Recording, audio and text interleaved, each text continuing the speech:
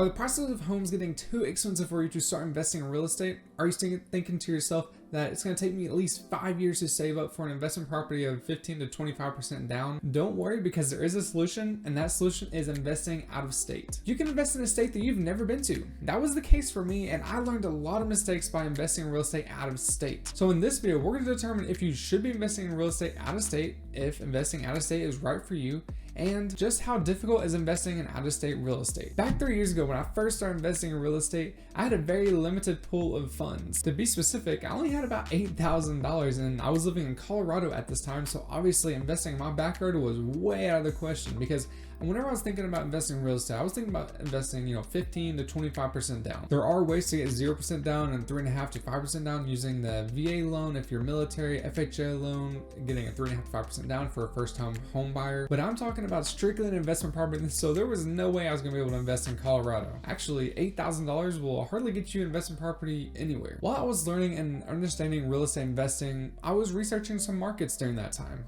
Two of those markets were Indianapolis and Memphis, because those two markets specifically were high cash flow markets, so the price to rent ratio was extremely good. These two cities, Indianapolis and Memphis, I've never been to, and actually those two states, Indiana and Tennessee, I've never been to in my life. So again, I had $8,000, and I found a property in Indianapolis that required me to put $15,000 down.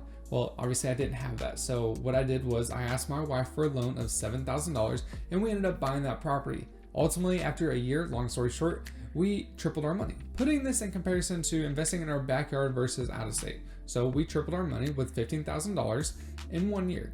And if we were to invest in Colorado in our backyard, it probably would have taken us about 5 years to save up enough for a down payment for an investment property. Again, 15 to 25% down. This is what investing in out of state can do for you. If your market is too hot, then invest out of state. If you're not living in a good area or a too small of an area, invest out of state. Now I'm going to tell you just how difficult it is to invest in out of state versus investing in your backyard. I'm going to be honest with you. The only thing that is different between investing in out of state and investing in state or in your backyard is you can actually physically see the property when you're investing in your backyard compared to out of state.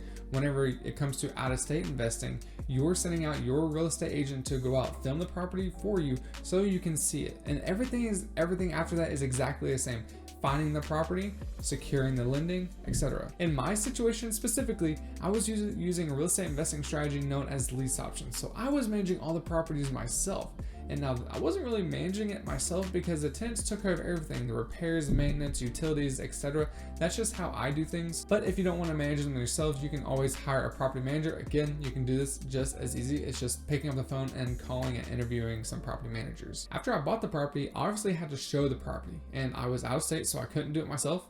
All I did was hire my agent that I bought the property from to show the property for me. I paid him about $30 an hour. It was about 2 or 3 showings, and then I had a tenant inside that property. Investing in out of state is just as easy as investing in state if you can get past that mental barrier of I can't physically touch it, I can't physically see it. If you're living in a bad market or you're living in too hot of a market for you to actually start investing, I highly suggest you go in out of state markets. If you feel like you need more guidance, you feel like you need someone to hold your hand through the process that has actually done it, investing in out of state and in your backyard, I'm going to leave a link in the description down below this video to my application to apply for my one-on-one coaching program. I just opened the door, so I plan on only taking about 3 or 4 more students. If you want to know how to make your first $100,000 in real estate investing within your first year, there's gonna be a video popping up on your screen right now to go watch that video and exactly how I did it. So if you're interested, go check out that video. Until next video, I'm out. See ya.